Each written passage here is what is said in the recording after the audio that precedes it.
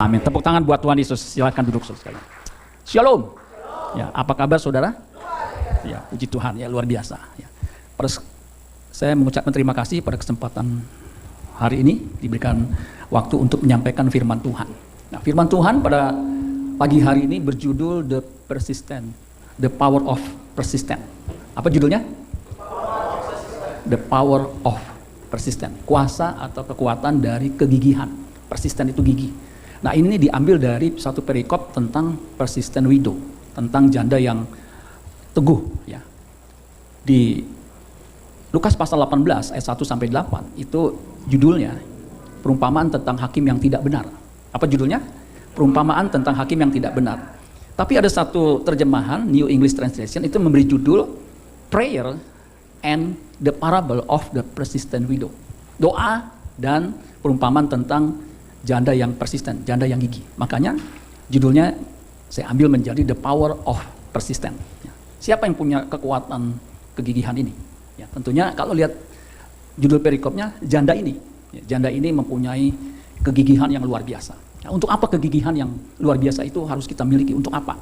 Nah, itu akan kita jawab dalam pemberitaan firman Tuhan pada kesempatan kali ini.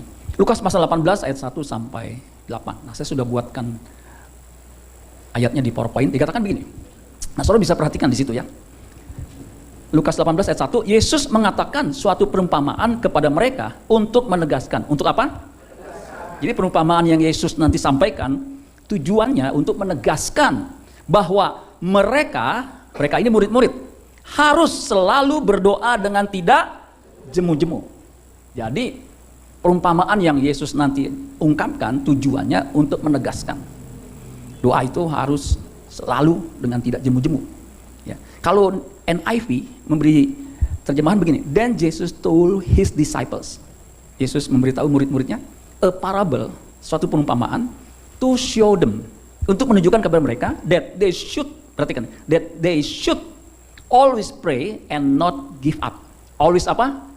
Pray and not give up.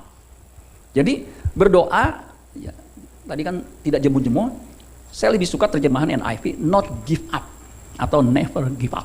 Coba katakan never give up. Ya. Jadi jangan menyerah. Ya. Saya tanya dulu saudara, kenapa orang jadi jemu, jadi dosa, jadi bosan, kemudian nyerah, udah nggak doa lagi? Kira-kira kenapa orang jadi jemu kemudian udah nyerah, nggak usah doa lagi deh? Kira-kira apa saudara? Kenapa? Ada yang tahu? Iya, kenapa dia putus asa? Udah nggak doa lagi dah. Karena ini kok kagak dijawab-jawabnya.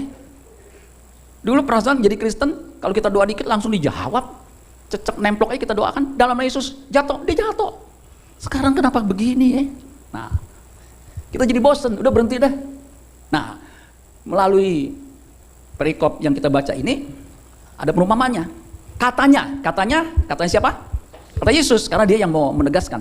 Dalam sebuah kota, ada seorang hakim yang tidak takut akan Allah dan tidak menghormati seorang pun. Ada seorang apa? Hakim. Hakim itu dikatakan tidak takut akan Allah. Ini hakim lalim. Dan tidak menghormati seorang pun. Jadi dia nggak menaruh hormat kepada siapapun. Not care people thoughts. Ya. Tidak peduli dengan pikiran orang lain, dengan pendapat orang lain. Ini hakim lalim. Ya. Dan di kota itu, di kota yang sama, ada seorang janda. Jadi di kota yang sama, selain ada hakim, ada seorang janda. Dikatakan yang selalu datang kepada hakim itu. Jadi selalu datang. Ya, senantiasa datang. Ya, always. Ya, selalu, senantiasa. Bukan Senin Selasa, tapi Senin Selasa, Rabu, Kamis, Jumat, Sabtu, Minggu, setiap hari dia datang kepada hakim itu, yang lalim itu. Dan berkata, belalah aku terhadap lawanku. Jadi dia minta dibela ya, terhadap lawannya. Nah, for you information, janda pada waktu itu dianggap orang yang lemah. Janda yang biasanya ditinggal suami, itu wanita yang ditinggal suami namanya janda. Nah, kalau menurut Alkitab, kriteria janda itu yang harus dibela, itu adalah janda yang tidak kurang dari 60 tahun. 1 Timotius 4 ayat 9, yang didaftarkan sebagai janda, ya kalau LCD bisa bantu, 1 Timotius 5 ayat 9, yang didaftarkan sebagai janda hanyalah, perhatikan, yang tidak kurang dari 60 tahun. Artinya harus 60 tahun ke atas. Yang hanya satu kali bersuami. Nah, biasanya janda pada waktu itu nggak punya penghasilan, jadi dia lemah. Ya, nah kriterianya 60 tahun ke atas. Ya, jadi tidak bersuami, usianya 60 tahun minimal, nggak boleh kurang, dan 1 kali menikah. Ya, itu namanya janda yang tidak punya suami, yang harus dibela. Nah pertanyaannya, kalau janda masih muda, cantik, tidak beranak, namanya janda. Kalau menurut KBBI, janda yang masih muda, cantik, belum beranak, namanya janda kembang. Saudara lihat di KBBI ya. Nah ini bukan janda kembang yang dibahas di sini, tapi janda yang kalau Alkitab mengatakan yang rumahnya bisa ditelen. Bisa ditelen. Jadi ini janda nih, rumahnya misalnya tipe 21, itu bisa ditelen, jadi dimakan begitu ya. Maksudnya bisa dirampas. Ya.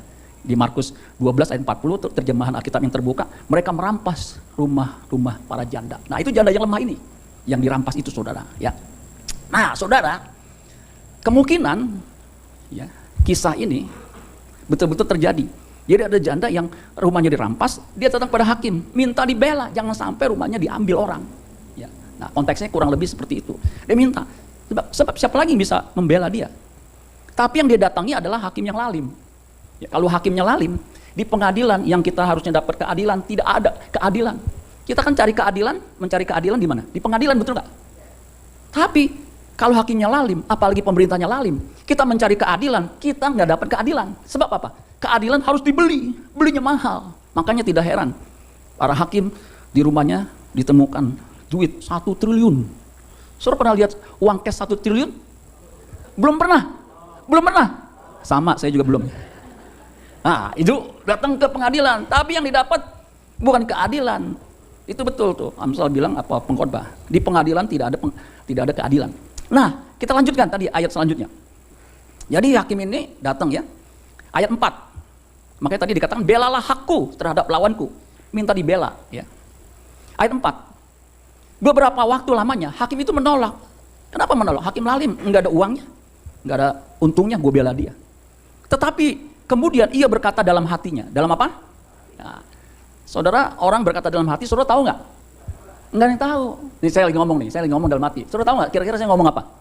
Nggak tahu. Tuhan tahu nggak? Tahu. Makanya perhatikan di sini, ya. Dalam hatinya, walaupun aku tidak takut akan Allah dan tidak menghormati seorang pun, karena hakim itu kedudukan yang tinggi pada waktu itu, dia bisa menentukan ini menang, ini benar, ini salah. Namun perhatikan, karena janda ini menyusahkan aku. Menyusahkan siapa? Si hakim. Baiklah aku membenarkan dia, supaya jangan terus saja ia datang dan akhirnya menyerang aku. Jadi akhirnya ujungnya si hakim membela. Karena memang dia benar kan? Dibela. Begitu saudara. Seharusnya janda ini nggak perlu dibela karena nggak ada uangnya. Maka di pengadilan kalau nggak punya duit jangan coba-coba ya terlibat dengan pengadilan. Miskin saudara. Ya, jangan terlibat pengadilan, polisi, penjara, itu tuh dihindari. Sama rumah sakit, kalau perlu jangan masuk rumah sakit. Ya kalau sakit gimana Pak? Ya ke dukun ya, jangan. Ya, tetap ke rumah sakit atau ke dokter kalau memang perlu. Kata Yesus, kata siapa? Kata Tuhan Yesus, kata Tuhan. Perhatikan nih, camkanlah apa yang dikatakan hakim yang lalim itu. Jadi Tuhan Yesus mengatakan camkanlah, perhatikan tuh apa yang dikatakan hakim yang lalim itu, yang dalam hati. Saudara tahu nggak apa yang dikatakan hakim yang dikatakan dalam hati? Di dalam hakim itu, di hati hakim itu, saudara tahu nggak? Tahu karena tadi diungkapkan, tapi di hati saudara saudara nggak tahu ya. Ah itu mencamkan. Kemudian dikatakan ayat 7, tidakkah Allah akan membenarkan orang-orang pilihannya yang siang malam berseru kepadanya, dan adakah ia mengulur-ngulur waktu sebelum menolong mereka? Ini pertanyaan retorika. Ya, ada nggak? Ya, Tuhan ngulur-ngulur waktu menolong kita? Jawabannya nggak ada. Sebenarnya Tuhan mau menolong kita. Tadi cocok banget tuh lagunya. Yesus mendengar lebih dari yang kudoakan, lebih dari yang kita doakan, yang kita ucapkan, yang kita pikirkan. Kenapa? Dia lebih tahu apa yang kita butuhkan. Amin saudara. Makanya jangan pernah meragukan Tuhan.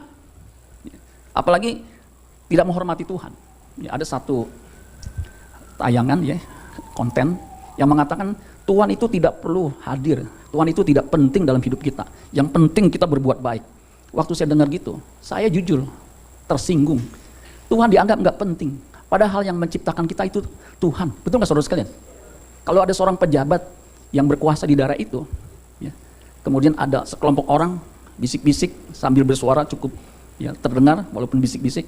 Pejabat itu mah kagak penting ada di sini. Ketika dia dengar, kira-kira pejabat itu marah nggak? Marah. Nah, Tuhan itu lebih dari pejabat, jangan dianggap tidak penting. Dia penting, amin saudara sekalian. Ya. Orang bebal yang mengatakan Tuhan tidak ada, Tuhan tidak penting, itu bebal saudara ya. Ayat 8, aku berkata kepadamu, Yesus ngomong, ia akan segera, akan apa? Segera itu artinya tidak tunda-tunda lagi, akan segera membenarkan mereka. Akan tetapi, nah, jadi soal doa, Tuhan itu nggak akan nunda-nunda. Kalau memang dibutuhkan, memang perlu, dia jawab. Mintalah, maka akan berikan kepadamu. Carilah, maka kau akan mendapat. Ketuklah, maka apa? Pintu akan dibukakan bagimu. Jadi siapa yang mencari mendapat, yang meminta akan mendapatkan. Mengetuk, pintu dibukakan. Tapi jangan lupa, itu kan ayat 7 sampai ayat 8. Ayat 9-nya tuh, apa katanya? Adakah apa? Seorang daripadamu yang memberi batu kepada anaknya, ada nggak? Pak, minta batu pak. Nggak mungkin kan? Minta roti pak. Kemudian bapaknya kasih batu. Jika ia minta roti dikasih batu, ada nggak? Nggak ada. Kemudian memberi ular. Jika ia minta ikan, pak minta ikan betok, ikan tongkol, dikasih ular kobra, ular beludak yang berbahaya itu. Nggak ada. Kemudian dikatakan, jadi jika kamu yang jahat seperti hakim ini kan lalim nih, tahu memberi pemberian yang baik kepada anak-anakmu, apalagi Bapamu yang di sorga, ia akan memberikan yang apa? Yang baik kepada mereka yang meminta. Saudara kan anak Tuhan, anak Allah. Semua orang yang menerimanya diberi kuasa untuk menjadi anak Allah. Kalau saudara minta, nggak mungkin Tuhan kasih yang membahayakan kita. Kalajengking itu bahaya saudara. Ular apalagi, ular kobra, ular beludak itu bisa mematikan. Batu, kecuali batu bacan ya, nilainya miliaran ya atau ini. Minta roti dikasih batu, makan tuh batu. Enggak begitu. Itu yang jahat aja tahu. Apalagi Allah itu baik. Amin saudara sekalian. Yesus pernah ditanya, guru yang baik, apa yang harus aku lakukan untuk mendapatkan hidup kekal? Apa jawab Yesus? Hanya satu yang baik itu cuma satu. Gak ada manusia yang baik sebenarnya, kecuali Tuhan yang membuat dia menjadi baik. Jadi yang jahat aja tahu apa yang baik, apalagi Bapa di sorga. Jadi kalau soal doa, itu Tuhan pasti jawab. Amin saudara sekalian. Bahkan dia mendengar apa yang kita tidak ucapkan, apa yang tidak pernah dilihat oleh mata, tidak pernah didengar telinga, tidak pernah timbul hati, itu Tuhan tahu, Tuhan berikan. Jadi jangan ragukan. Apabila kamu berseru dan datang untuk berdoa kepadaku, ini Yeremia, maka aku akan mendengarkan kamu, dengar dia. Apabila kamu mencari aku, kamu akan menemukan aku. Apabila kamu menanyakan aku dengan segenap hati, ingat, segenap hati, aku akan memberi kamu menemukan aku. Demikianlah firman Tuhan. Selanjutnya, dan aku akan memulihkan keadaanmu. Jadi Tuhan lebih ingin memulihkan keadaan kita. Amin. Karena sesungguhnya doa itu bukan hanya minta. Betul Pak Vitalis, pengalaman seorang anak Tuhan umur 80 tahun. Doa itu bukan hanya sekedar minta, tapi dialog, relasi, berhubungan. Itu doa, itu sebenarnya begitu saudara. Bukan minta, Tuhan berikan aku badan yang sehat. Masih oke deh ya. Berikan aku mobil yang mengkilat. Berikan aku rumah bertingkat. Berikan aku istri 4. Itu nggak boleh saudara ya. Bukan apa-apa saudara. Kalau dikasih istri 4, ini makin kacau. Kalau badan yang sehat, ya kita juga mesti olahraga, masih oke. Untuk khotbah kan butuh badan yang sehat, betul nggak? Kalau bengek bagaimana napasnya? Baru 2-3 kalimat, nggak kuat. Itu masih oke. Tapi kalau minta yang macam-macam, nggak bisa saudara. Aku akan memberi kamu menemukan aku. Demikianlah firman Tuhan. Tuhan itu ya YHWH tuh ya. Ini tulisannya YHWH ini bagus nih ya. Ada Pak Mino ya, puji Tuhan ya. Shalom Pak Mino yang di Zoom ya. Jadi saudara sekalian, Tuhan lebih akan memulihkan, akan mengumpulkan kamu dari antara segala bangsa. Jadi soal doa minta, saudara jangan ragu. Jadi apa dong yang kita mesti dapatkan dari perumpamaan ini? Makanya saya kasih judul ya, The Power of Persistence. Pernah saya tanya sama istri saya ya. Karena sebenarnya the power of persistence itu sama dengan the power of emak-emak. Saya bilang sama istri saya tanya, tahu nggak apa maknanya the power of emak-emak? Saudara tahu kan the power of emak-emak? Dia jawab begini, emak-emak itu kalau udah maunya ngotot, nggak mau ngalah, betul nggak? Yang emak-emak diam aja, bukan gue. Coba Daniel, Daniel, emak-emak kayak begitu nggak umumnya? Tuh, karena dia pengalaman sama emaknya. Sama emak saya juga begitu. Emak saya tuh, ya kalau udah maunya juga. Lu jangan macam-macam, gua empos lu tuh. Tahu empos? Itu bahasa Yunani kuno, ya. Kronos, ya, kairos. Nah, empos itu Yunani. Saya kalau lihat jempol mami saya udah bertobat tujuh, udah bertobat ya, menyerah ya. Sebab itu saya pernah di sini di empos. Sampai sekarang saya udah bayangin kalau di empos lagi, aduh. Sakitnya na'udzubillah min dzalik. Nah, kalau dia maunya juga. Saya dulu waktu kecil cita-cita saya jadi dokter. Orang susah mah jangan jadi dokter. Lu masuk SMEA. Kagak jadi dokter saya, saudara ya. Padahal ya kalau jadi dokter sih saya sebenarnya bisa ya, karena IQ kan butuh tinggi untuk dokternya. IQ saya sih nggak tinggi-tinggi tapi lumayan lah. Ya. Pak, IQ saya 170, wah bagus tuh. Tapi bertiga sama saudara saya, Pak. Kalau bertiga mah. Jadi kalau dia maunya begitu maunya. Ya, luar biasa saudara ya. Jadi the power of mama itu begitu. Kalau dia udah maunya. Nah ini sama dengan the power of persistent. Ya. Kalau tadi kan dibilang crazy widow. Kalau saudara lihat itunya tuh terjemahan yang lain itu mengatakan the crazy widow. Janda yang apa? Gila. Waktu saya lihat, kan waktu saya gali gini saya cari tahu juga ya. Kok ada yang bilang the crazy widow ya? Berarti kan janda gila. Saya cari tahu gila itu apa sih? Gila itu arti utamanya hurufiahnya itu gangguan jiwa. Sakit ingatan. Ya, orang yang dengan gangguan jiwa namanya ODGJ. Orang dengan gangguan jiwa. Itu gila. Tapi kita nggak boleh sebut, lu orang gila. Kena pasal tuh. Pasal penistaan orang, ya, melanggar HAM. Tapi gila menurut Kamus Besar Bahasa Indonesia bukan hanya hilang ingatan, tetapi gila artinya tidak biasa, tidak masuk akal. Gila itu artinya perasaan yang kagum berat, ya. Suka sekali begitu. Gila juga artinya di luar nalar, artinya juga habis-habisan begitu. Serius tanpa batas, nekat. Menurut saya janda yang tadi kita baca itu janda apa? Nekat. Udah ditolak berkali-kali, dia maju terus pantang mundur. Ini janda apa namanya? Kalau nggak janda gila, betul nggak? Habis-habisan, maju terus pantang mundur. Waktu saya renungkan, ini the power of mama memang luar biasa. Ternyata dari dulu sampai sekarang the power of mama itu memang terbukti. Udah salah, nggak bakalan salah mah. Mama tuh nggak bakalan salah. Dia naik motor, sennya ke kiri, dia belok ke kanan. Ditegur. Bu, tadi kan saya ke kiri, kenapa ibu ke kanan? Dia jawab, ini motor siapa? Ya motor ibu. Ya motor gua. Mau saya ke kiri, mau ke kanan, gua mau belok ke kanan, ke kiri, motor gua. Oh iya benar juga ya. Gak bisa menang saudara sekalian. Nah itu the power of mama. Menurut Zulkifli Hasan, nah ini Zulkifli Hasan ini sekarang menteri saudara ya. Dia bilang begini, dia tinggal di Cipinang Indah 1. Saya kan Indah 2, nah, masih tetangga sama saya itu. Dia bilang the power of mama itu artinya kekuatan doa dan kesabaran seorang ibu. Wah, orang ibu juga tuh ya. Waktu saya baca luar biasa nih ya. Kalau saya ke Cipinang Indah 1, rumahnya tuh dari ujung sampai ke ujung sana.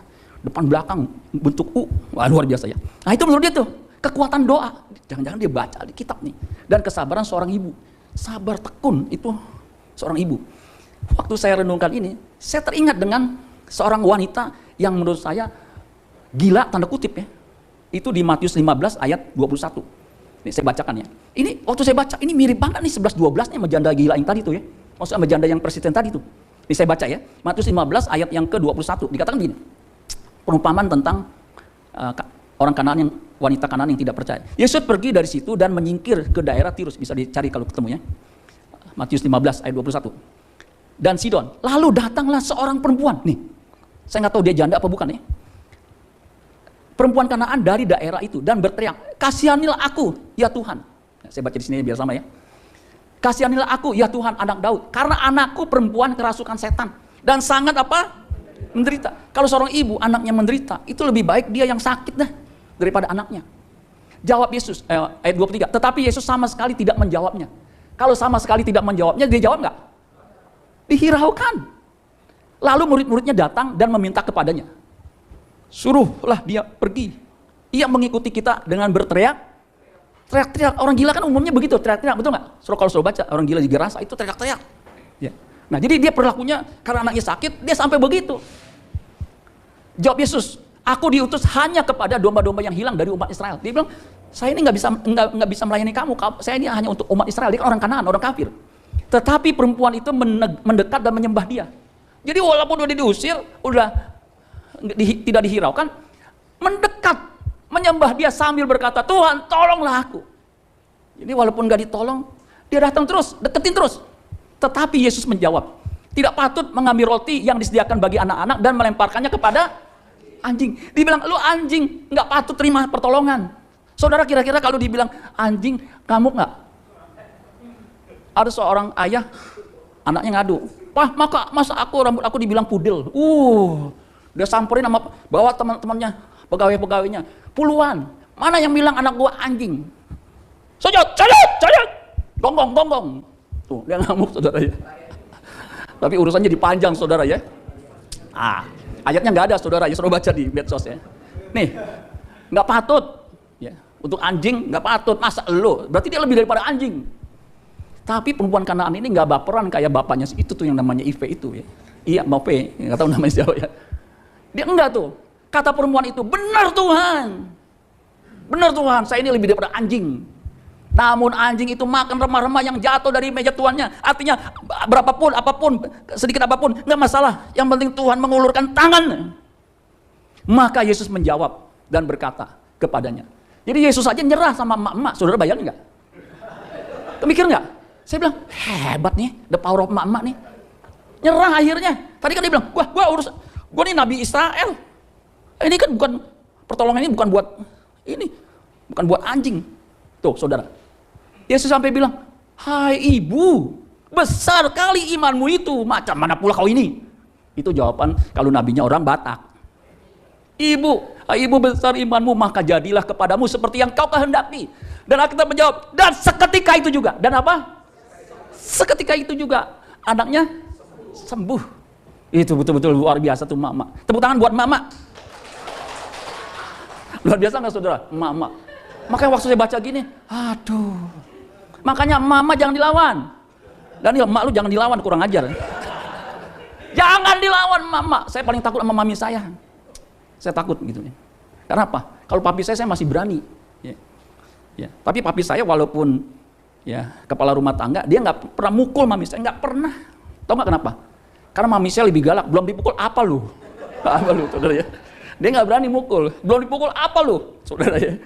Jadi the power of mama itu janda yang persisten, selalu datang kepada hakim. Bela aku. Terus saja datang. Akhirnya menyerang aku nggak mau tuh. Ya, tadi balik tuh yang ke itu. Nah itu.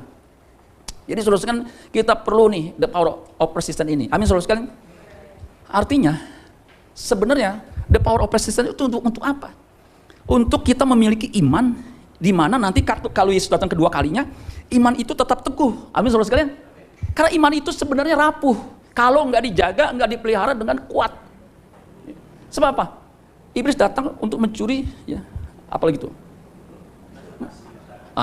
Mencuri, terus membunuh, membinasakan iman kita. Karena iman itu sangat penting. Ya. Iman itu yang menyelamatkan kita, yang kita bisa hidup kekal, itu iman. Nah iblis nggak mau kita punya iman kemudian hidup kekal. Dia mau tuh imannya gugur, murtad, udah tinggalin Tuhan. Nah untuk bisa punya iman yang sempurna, yaitu iman yang Tuhan cari itu butuh ketekunan. Amin saudara sekalian, nggak bisa seadanya. Saudara mempertahankannya sejadi-jadinya. Makanya pada zaman gereja mula-mula, itu para martir, ketika dia mati, itu langsung sedetik itu juga masuk ke dalam Firdaus. Sebab apa? Nggak mudah. Makanya Alkitab mengatakan lebih daripada pemenang. Sebab apa? Secara politik, kekuasaan, gereja mula-mula itu kalah sama pemerintahan Romawi. Yang punya senjata, punya tentara. Kita disuruh murtad, tolak Yesus. Itu nyawa. Tapi kalau dia tetap mempertahankan, digigih mempertahankan, itu Tuhan hargai. Kenapa nggak mudah? Nah di zaman now, saudara pikir gampang nih mempertahankan iman. Sebenarnya lebih sulit. Betul nggak saudara sekalian? Kenapa? Kita bisa tergilas tuh. Dari sekolah minggu rajin. Ya. Rajin, remaja rajin, pemuda masih rajin. Ketika udah menikah, udah punya uang, dia tidak menghiraukan lagi imannya. Nanti giliran udah tua, udah punya duit banyak, apalagi? Saya nggak butuh Tuhan. Uang saya ada, sakit tinggal ke rumah sakit, VVIP. Apa yang saya butuhkan lagi dari gereja, dari Tuhan? Nanti kalau anak saya menikah, gampang, gak usah gereja, saya sewa aja gembala sidang yang bisa memberkati. Tuh. Padahal kalau dia nggak punya iman, tidak mungkin orang berkenan kepada Allah kalau nggak punya iman tuh nggak mungkin. Yang bahasa Indianya nehi si meliketetun berjahe, nggak bisa berkenan kalau nggak ada iman, nggak percaya.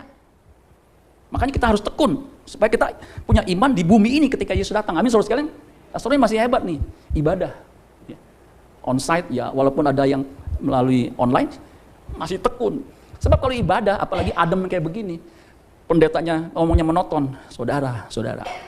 Apalagi gagap, susu darah. Ya kalau pendetanya jemaatnya kemudian mulai ngantuk deh. Gitu saudara. Jadi kalau ngantuknya itu pelan-pelan jatuhnya, itunya begitu saudara, tersentak. Tuh. Dulu saya pernah nafsu, pernah ngamuk, jemaat, belum saya masuk ke inti khotbah saya, dia udah pasang badan gini. Betul saudara, saya waktu itu, aduh kenapa nih orang tidur ya, saya udah siapin siang malam, saya udah buatin ini, dia tinggal gini. Saya sentak, saudara, dia bangun terus gini, ada apa? Lu tidur dari tadi. Ya. Saya pernah sakit nggak bisa tidur 21 hari, mata saya melotot gitu, waduh. Saya inget pengalaman ini, jangan-jangan gue kualatnya sama nih orang nih. Jadi saya bilang, aduh Tuhan ampuni saya mau 1 jam aja tidur, nggak bisa tidur, saya udah ngantuk, udah capek, sakit ya. Aduh, akhirnya Tuhan kasih tidur. Nah sejak saat itu saya bertobat. Jadi kalau jemaat saya atau saya khotbah ada yang tidur, saya biarin aja. Ya, saya berdoa mudah-mudahan dia bangun di keabadian, saudara ya. Ya dong, pas tidur dia bangun keabadian, puji Tuhan ya ada di surga, saudara ya. Karena 1 hari lebih baik di rumah Tuhan daripada 1000 hari tempat lain.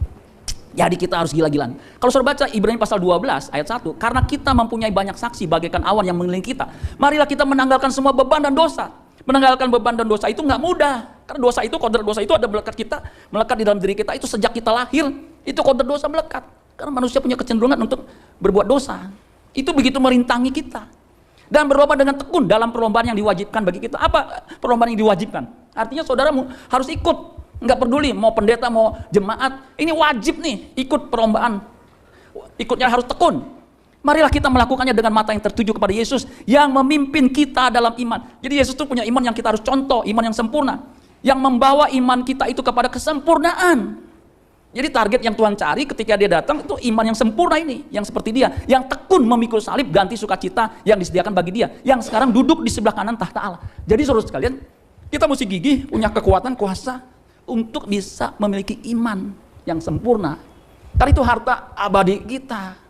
Makanya kita harus gila-gilaan untuk memiliki iman yang sempurna. Gila-gilaan. Coba klik. Jadi kalau tunjuk begini ya, gila-gilaan, jangan, wah gue dibilang gila, enggak, maksudnya harus gila-gilaan, amin saudara sekalian. Sebab apa? Tanpa iman, tadi sudah saya katakan, tidak mungkin orang berkenan kepada Allah, nggak mungkin. Saudara uang banyak, nyumbang gereja, tapi nggak percaya Yesus, nggak percaya kepada Allah Bapa, nggak mungkin. Kenapa? Sebab barang siapa, arti siapa saja, berpaling kepada Allah, ia harus percaya bahwa Allah itu ada. Makanya kalau ada yang mengatakan Allah itu tidak perlu ada nggak ada maknanya, salah. Dan bahwa Allah memberi upah kepada orang yang sungguh-sungguh mencari Dia. Jadi mencari Tuhan itu harus sungguh-sungguh. Sampai seolah-olah begini, siapa gerang ada padaku di sorga, selain engkau tiada yang kuingini di bumi. Sekalipun dagingku dan hatiku habis lenyap. Duh, sampai berantakan tuh saudara. Sekalipun dagingku dan hatiku habis lenyap, tetapi gunung batuku tetaplah Allah selama-lamanya. Gak ada yang tepuk tangan saudara sekalian ya. Itu harus begitu saudara sekalian. Saya kan dari kecil sekolah minggu belajar gitu ya. Ada teman-teman yang seangkatan sama saya, udah nggak boro-boro jadi pendeta, jadi jemaat aja kagak. Sebab dia nggak ngerti untuk bisa punya iman itu harus gila-gilaan. Dia seadanya aja. Kalau hari Minggu ada kondangan dia kagak datang. Hari Minggu diajak teman, yuk kita main biliar, dia pergi. Ya. Harus gila-gilaan supaya berkenan kepada Allah. 1 Tesalonika 4 ayat 1. Akhirnya saudara-saudara kami minta dan nasihatkan kamu dalam Tuhan Yesus. Ini nasihat dalam Tuhan. Apa nasihatnya? Kamu telah mendengar dari kami bagaimana kamu harus hidup supaya berkenan kepada Allah. Udah banyak firman bagaimana kita hidup berkenan. Kalau kita mau hidup berkenan, karakter kita harus seperti Yesus putra tunggalnya. Itu kalau mau berkenan. Pekerjaan apa yang Bapak kehendaki, yang aku lakukan? Percayalah kepada Dia yang diutus Bapak. Siapa yang diutus oleh Bapak? Siapa? Yesus satu-satunya utusan, nggak ada utusan yang lain. Makanya kalau kita percaya Yesus, itu punya bobot, punya konten. Kontennya apa? Lakukan seperti Yesus lakukan. Taat kepada kehendak Bapa. Melakukannya apa yang baik, yang berkenan, dan yang sempurna. Bagaimana kamu harus supaya berkenan kepada Allah? Hal itu memang telah kamu turuti. Tetapi baik nih, perhatikan. Baiklah kamu melakukannya lebih bersungguh-sungguh lagi. Artinya lebih tekun lagi. Lebih persisten lagi. Karena sekarang ini lebih bahaya saudara. Eropa itu udah mulai murtad. Sebab apa? Bukan mulai murtad, udah murtad. Gereja-gereja tutup, dijadiin buat arena ice skating, dijadiin kafe, dijadiin biliar, betul, dijadiin ibadah tempat orang lain. Karena nggak ada jemaatnya, yang hadir udah tua-tua. Kalau datang cuma 3-4 orang sambil kalau Pak Vitalis walaupun 80 masih gagah, tapi kalau udah tua, udah pensiun, nggak punya duit, betul nggak? Apalagi nggak ada keluarganya, ya biaya gereja besar itu biayanya, kosnya itu besar juga. Coba listriknya, walaupun disubsidi. Ya. Nah, saudara, jadi harus gila-gilaan supaya berkenan. Juga harus gila-gilaan untuk bisa hidup kudus. Kalau nggak extremely, nggak bisa, apalagi anak muda. Ya, kalau nggak sungguh-sungguh, yang buah bangka aja.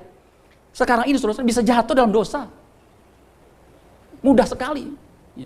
Apalagi kalau banyak duit. Mau butuh wanita yang mana, kita simpen aja. Gak usah jauh-jauh di desa, di Citayam. Kita bangunin rumah. Namanya simpenan perempuan desa, Citayam.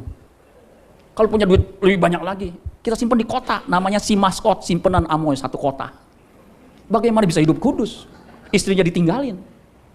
Gak bisa, saudara sekalian. Ya. Saya puji Tuhan, istri kita menikah udah 33 tahun. Ya. Nggak terasa, saudara nggak terasa, istri saya yang berasa. Ikut orang seperti saya gini, yang disiplin, yang ini, nggak mudah, berasa dia. Dulu waktu saya full time, 20 tahun lalu, saya bilang nanti kalau saya full time, saya akan adakan doa pagi. Gue ikut nggak? Ikut! Masa suami kagak ikut? Lah, Sabtu itu hari gembiranya gue mau tidur sampai siang, nggak bisa, ikut. Ya, gue pikir lagi, nggak bisa. Tapi dia ikut juga, saudara. Bayangin, pagi-pagi waktunya tidur, ya, bangun. Tapi puji Tuhan setelah biasa begitu, malah dia yang lebih semangat, saudara kalian. Tepuk tangan buat Tuhan Yesus. Jadi nggak mudah. Jadi istri pendeta memang mudah. Siapa bilang?